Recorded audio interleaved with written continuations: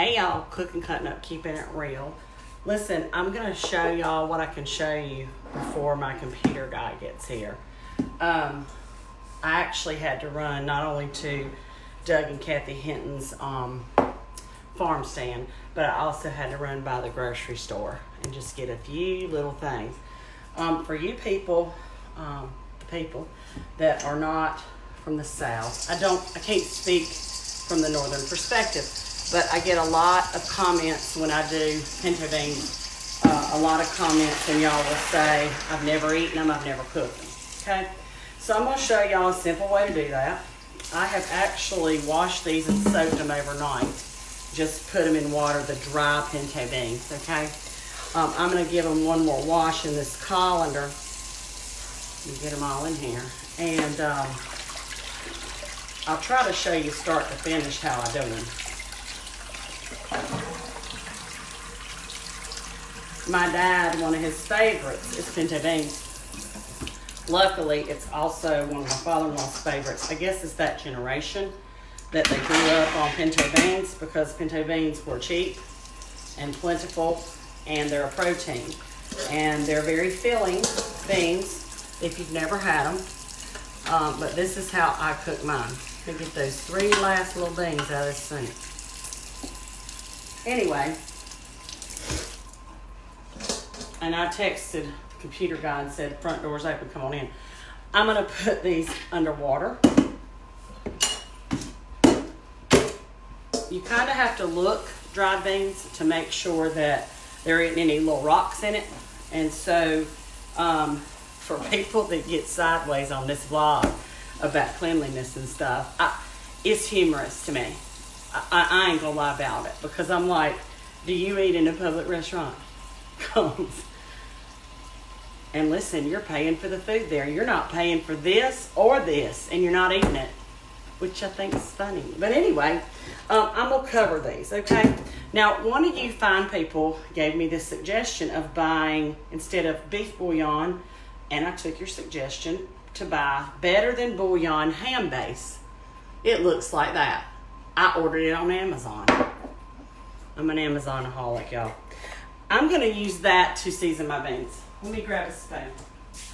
And if a messy kitchen bothers you, messy meaning it's clean, but like I just got home from the grocery store, there's produce over here, there's produce over there. If that bothers you, this is not the cooking vlog for you to watch. I'm just telling you like a friend. Because this time of year, you might see tomatoes.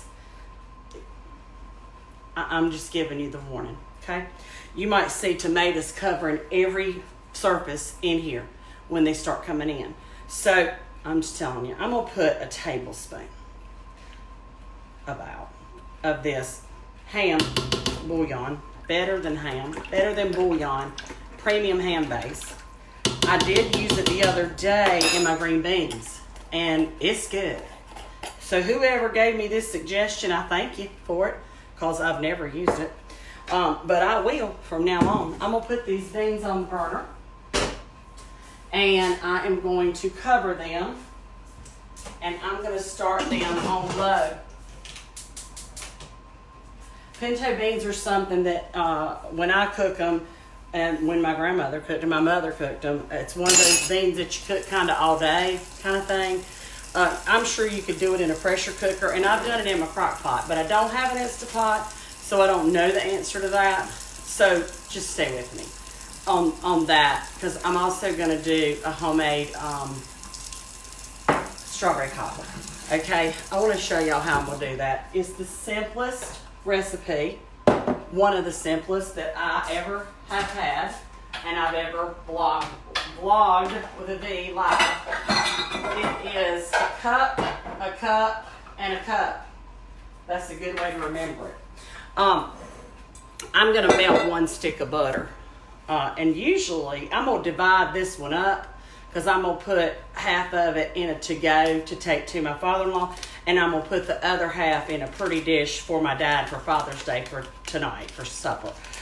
And look, y'all know I have a sweet tooth. Terrible. I love sweets. And this is one of our favorites this time of year, strawberry cobbler, okay? So 1 stick of butter for the full recipe in a 13 by 9 inch dish, okay? I'm gonna melt that in the microwave.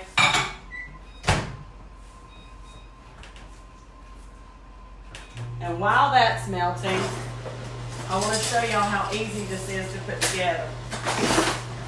Okay, that's not going to shut right now, okay? It's just not. Anyway, I'm going to use 2 cups of milk. Now, I have a little bit of heavy whipping cream left over. Let me pull y'all over here. And so I'm going to use that just so I can use it. So hang on a minute. I know this is spur of the moment, and this is definitely keeping it real side of this vlog. That sometimes I'll just talk live and it'll just be a free-for-all. But it is the Father's Day throwdown. I think I did my sign. Did y'all see my sign? Wait a minute. It's the Father's Day throwdown, okay? Just saying. Anyway, I'm going to use the rest of this heavy whipping cream, but the recipe calls for 2 cups of milk, okay? Excuse me, 1 cup of milk. See, I'm getting ahead of myself. So, 1 cup of milk. Let me see if I can see this. I'm going to finish it off with some 2%. Just because that's what I have. And I'm not going back to the grocery store today. I'm just over it. Anyway. And I got some fresh produce too. And I'm going to show y'all that a little later. But I did want to get this thrown together. Because when Jose, the computer guy, gets here, I can still do what I need to do with him on the computer. And this can be cooking in the oven, and I might even offer him a little bit if he has a sweet tooth. It's a cup of sugar, white granulated sugar, okay? And I always put just a dub-dub of vanilla flavoring. If y'all follow this vlog, you know that when I'm baking, I love vanilla flavoring. I love vanilla bean paste. So literally, it's just a dub-dub, which is probably about a half a teaspoon, into the liquid mixture. Now, let me think a minute. Okay, here it is. I've got so much stuff out. It's ridiculous. 1 cup of self-rising flour. Okay, 1 cup of self-rising flour. And where did I put my cup measurement? I actually might have put that up. Oh, sure did. Hey, how you doing? My 1 cup must be in the dishwasher. I'm going to do, this is a half cup measurement, but the recipe calls for 1 cup, 1 full cup of self-rising flour. Now, you can use this cobbler recipe for any fruit that you want. Okay, I've used it for peach, and I've used it for strawberry because that's what we like around here. That's one of our favorites. Can y'all see this? I got so much stuff on the cabinet. Anyway, I'm just going to give this a quick turn with my whisk. And then I'm going to add just a shake of cinnamon. You can add a shake of cinnamon and nutmeg if you want to, but I like just a hint of cinnamon. Just a hint. Oh, it's on a shake. Let me do this. Like literally, it's not even 1/8 of a teaspoon. I just want a shake. If I was doing peach cobbler, I would put a half a teaspoon. But since I'm doing strawberry, I don't want that cinnamon flavor to overpower the strawberries. Let me move this. Now I have cut up and put in sugar about 2 cups of strawberries, roundabout. This is where you kind of have to do a little guesstimation, okay? So let me finish melting this butter. Hold on. Because the computer guy's going to be here any minute. And I'm going to have to hop off and do some figuring on the computer. Which y'all know I hate that. You know I'd rather be doing this all day instead of that stuff, but I got to do it. Anyway, I'm going to spray this pottery pie dish. This is the one I'm going to have for my dad and my mom for supper. And it'll be pretty and all that. And I actually found this at a antique store in Mount Airy last weekend. It was $12. Yeah, I washed it, just so you know. Anyway, so I'm going to divide it up into 2 dishes. Just don't let that confuse you. If you're doing this recipe for 1 dish, you'll want a 13 by 9 inch dish in it, okay? Okay, so since I'm dividing it, I'm going to pour this melted stick of butter. I'm going to pour half of it in this dish. And half of it in this one, the to-go one. But if I was doing it all together, it'd just be in that one pan, 1 stick of melted butter, okay? 1 stick is 1/4 of a pound. I'm trying to keep that in mind because Janet from Nova Scotia was asking me, you know, because they refer to that differently there. Anyway, okay, so I've got my cup of sugar, my cup of self-rising flour, and my cup of milk. A little bit of vanilla extract, and just a shake of cinnamon. Okay, so here's what I do. And you can do what you want to, but this is what I do. I put this down first over the, can y'all see? Over the butter. So again, remember I'm dividing it in half. And then I put my fruit last. Because when this cooks up, since it's self-rising flour, let me grab a spatula. And my oven is ready at 400 degrees. What was I saying? Oh, I put the fruit last because then when the cobbler part bubbles up, it kind of hugs all the fruit, if you will. Okay?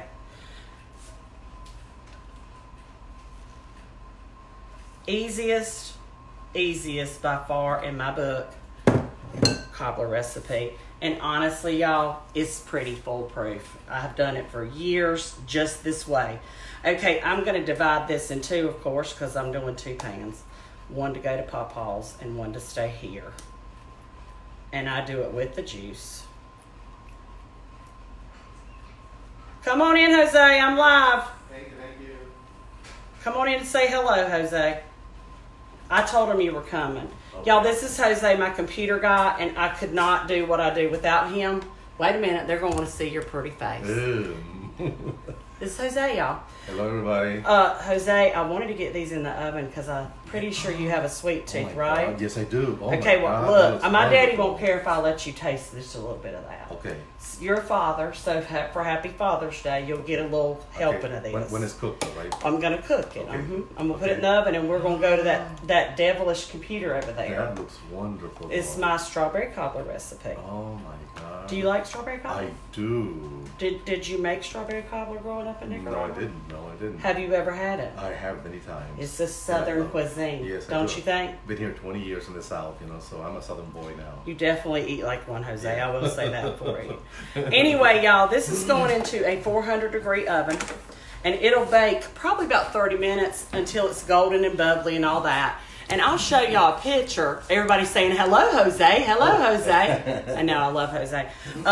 He is a lifesaver. And today, when I tell him what I've done on the computer, he's probably going to laugh out loud. Anyway, I'll show y'all a picture of this when it comes out. My pintos are cooking. This is going in the oven. And then I'm going to throw together a squash casserole later after I get chastised by Jose for what I've done on the computer. So cooking, cutting up, keeping it real, strawberry cobbler, pinto beans. I'll be back with you for the Father's Day throwdown later. See ya.